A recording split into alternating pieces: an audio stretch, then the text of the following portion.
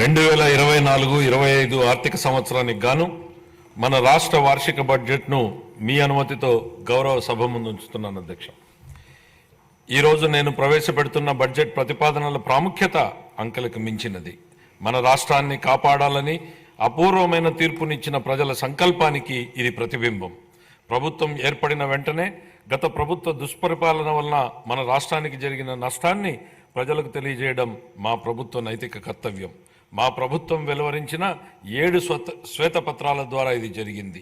సమిష్టి అవగాహనకు అవసరమైన అంశాలపై బహిరంగ చర్చను ప్రోత్సహించడం, రాష్ట్ర పునర్నిర్మాణ ప్రక్రియలో మద్దతు కూడగట్టడం వీటి ఉద్దేశం. ఈరోజు మన రాష్ట్రం ఎదుర్కొంటున్న సవాళ్లు రాష్ట్ర ఆర్థిక వ్యవహారాల దుర్వినియోగం, రాష్ట్ర వనరుల మళ్లింపు, లోపభూయిష్టమైన ఎక్సైజ్ మరియు ఇసుక విధానాల వలన సహజ వనరుల దోపిడీ వలన రాష్ట్ర ఆదాయానికి గండిపడడం, ప్రభుత్వ పన్నులను దారి మళ్లించడం ద్వారా రాబోయే 25 సంవత్సరాల భవిష్యత్తు ఆదాయాన్ని గణనీయంగా తగ్గించడం, పరిమితికి మించి రుణాలను అధిక వడ్డీ రేట్లకు తీసుకోవడం, కేంద్ర ప్రభుత్వ మార్గదర్శకాలను ఉల్లంఘించి రుణాలను తీసుకోవడం, కేంద్ర ప్రాయోజిత పథకాల నిధుల మళ్లింపు, పిల్లల పౌష్టికాహారం కోసం చిక్కి వైద్య సామగ్రి వంటి ముఖ్యమైన పథకాలకు చెల్లింపులు నిలుపుదల, స్థానిక సంస్థల నిధుల మళ్లింపు, ఉద్యోగులకు పేరుకుపోయిన బకాయిలు, వివిధ పనులకు చెందినటువంటి బిల్లుల బకాయిలు, అన్ని ప్రాజెక్టులను స్తంభింపజేయడం ద్వారా నీటిపారుదల రంగం పతనం, ఇంధన రంగం విధ్వంసం, కొత్తగా బ్యాంకింగేతర ఆర్థిక సంస్థను ఏర్పాటు ద్వారా కార్పొరేషన్ల నిధుల మళ్లింపు. పై పేర్కొన్న కారణాల వలన దేశంలో తొలిసారిగా ఆర్థిక గందరగోళ పరిస్థితులు ఎదురయ్యాయి. కంట్రోలర్ అండ్ ఆడిటర్ జనరల్ వారి నివేదికలో రాష్ట్ర ఆర్థిక పరిస్థితిపై ప్రతికూలంగా వ్యాఖ్యానించడం జరిగింది. నేడు రాష్ట్ర ఆర్థిక వ్యవస్థ పతనం అంచున ఉంది. మన రాష్ట్ర ఆర్థిక వ్యవస్థను పునఃప్రారంభించి రాష్ట్ర ప్రగతిని పునర్నిర్మించడం నేటి తరం చేతుల్లో ఉంది. గౌరవ ముఖ్యమంత్రి శ్రీ నారా చంద్రబాబు నాయుడు గారి ప్రేరణే మాకు చోదక శక్తి. ఈ సందర్భంగా వారి మాటలను ఉదహరించాలని అనుకుంటున్నాను. ప్రతి సంక్షోభాన్ని అంకిత భావంతో, సృజనాత్మకతతో, నిబద్ధత మరియు కృషితో అవకాశంగా మార్చుకోండి అని. మే 24 జూన్ నెలలో జరిగిన సార్వత్రిక మరియు రాష్ట్ర శాసనసభ ఎన్నికలలో మన రాష్ట్ర ప్రజలు మా సంకీర్ణ ప్రభుత్వానికి అపూర్వమైన తీర్పునిచ్చారు.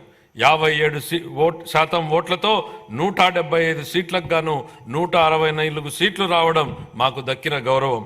అసాధారణమైన ఆధిక్యతతో 93% సీట్లని మేము గెలవగలిగాం.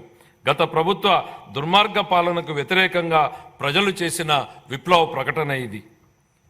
ఇదే సమయంలో మా ఎన్డీఏ ప్రభుత్వానికి లభించిన అద్భుతమైన ఈ ఆధిక్యత గౌరవనీయ ముఖ్యమంత్రి శ్రీ నారా చంద్రబాబు నాయుడు గారు, గౌరవనీయ ఉప ముఖ్యమంత్రి శ్రీ కొణిదెల పవన్ కళ్యాణ్ గారు మరియు గౌరవనీయ భారత ప్రధానమంత్రి శ్రీ నరేంద్ర మోడీ గారి నాయకత్వం మరియు ప్రతిభపై ప్రజలకు ఉన్న నమ్మకానికి ఇది నిదర్శనం. 2019 తర్వాత జరిగిన పరిణామాలు మన రాష్ట్ర చరిత్రలో ఒక చీకటి దిశగా చెప్పుకోవచ్చు.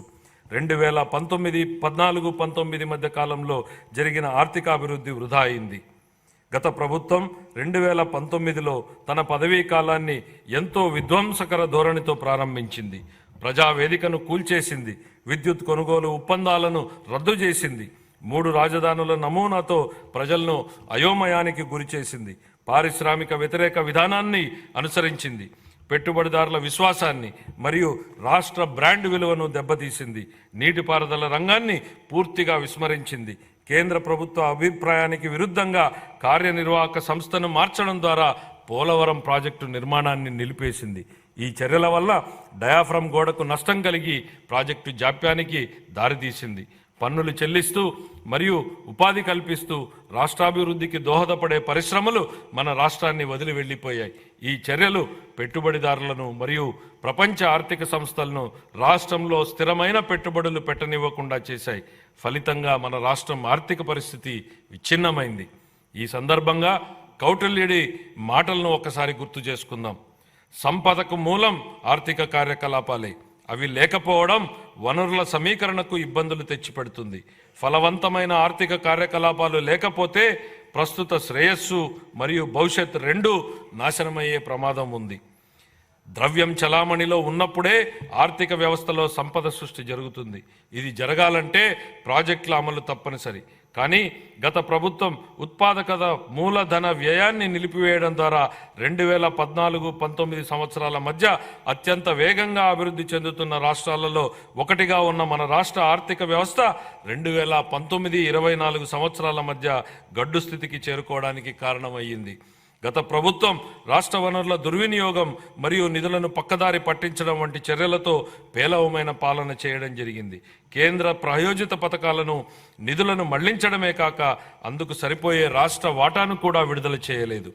కార్పొరేషన్ల నిధుల మళ్లింపు, రాష్ట్ర ఆర్థిక వ్యవహారాల దుర్వినియోగం వంటి చర్యలు అధిక రుణభారానికి దారితీశాయి. ప్రభుత్వ ఆస్తులను తాకట్టు పెట్టడం, స్థానిక సంస్థల నిధుల మళ్లింపు వంటి చర్యలకు పాల్పడడంతో పాటు బిల్లుల చెల్లింపు కోసం ప్రభుత్వానికి వ్యతిరేకంగా వాద్యాలు వేయడం వలన గుత్తేదారులకు నమ్మకం లోపించి ప్రభుత్వంపై విశ్వాసం సన్నగిల్లింది. గత ప్రభుత్వం అధికారం నుండి వైదొలిగే నాటికి మన రాష్ట్ర ఆర్థిక వ్యవస్థ పతనమంచున ఉంది. ఉద్యోగులకు గాను 21,980 కోట్ల రూపాయల బకాయిలు, కేంద్ర ప్రాయోజిత పథకాలకు 4,657 కోట్ల రూపాయల బకాయిలతో సహా మొత్తం 1,35,224 కోట్ల రూపాయలు బకాయిలు ఉన్నాయని శ్వేతపత్రంలో ఇప్పటికే పేర్కొన్నాం. ఇవన్నీ గత ప్రభుత్వ దుష్పరిపాలనకు, వైఫల్యానికి నిదర్శనం. 2019-24 సంవత్సరాల మధ్యకాలంలో నెలకొన్న పరిస్థితి చూస్తే మన రాష్ట్రం పటిష్టమైన ఆర్థిక సూత్రాలతో నడిచిందా, లేక వ్యక్తిగత ప్రయోజనాల కోసం లాభాపేక్షతో ఒక ప్రైవేటు సంస్థలాగా నడిచిందా అనే ప్రశ్న ఉత్పన్నమవుతుంది. గత ప్రభుత్వం ప్రజా సంక్షేమాన్ని పక్కన పెట్టి కేవలం ప్రైవేటు లాభం అనే భావనతోనే నడిచింది. సహజ వనరులను కొల్లగొట్టడం, సహజ ఖనిజాల అక్రమ తవ్వకాలతో రాష్ట్ర ఖజానాకు ఆదాయం నష్టం కలిగించడం, వ్యక్తిగత ప్రయోజనాల కోసం ఉద్దేశపూర్వకంగా ఇసుక మరియు ఎక్సైజ్ విధానాలను రూపొందించడం జరిగింది. ఈ చర్యల వలన ఒకవైపు రాష్ట్ర ఆర్థిక వ్యవస్థ క్షీణించగా, మరొక వైపు అధిక పన్నులు మరియు దుష్పరిపాలన కారణంగా ప్రజల కష్టాలు మరింత పెరిగాయి. గత ప్రభుత్వం ప్రజాస్వామిక గొంతులను అణిచివేయడం మరియు ప్రజాస్వామ్య వ్యవస్థలను దెబ్బతీయడం వంటి కక్ష సాధింపు చర్యలకు పాల్పడింది.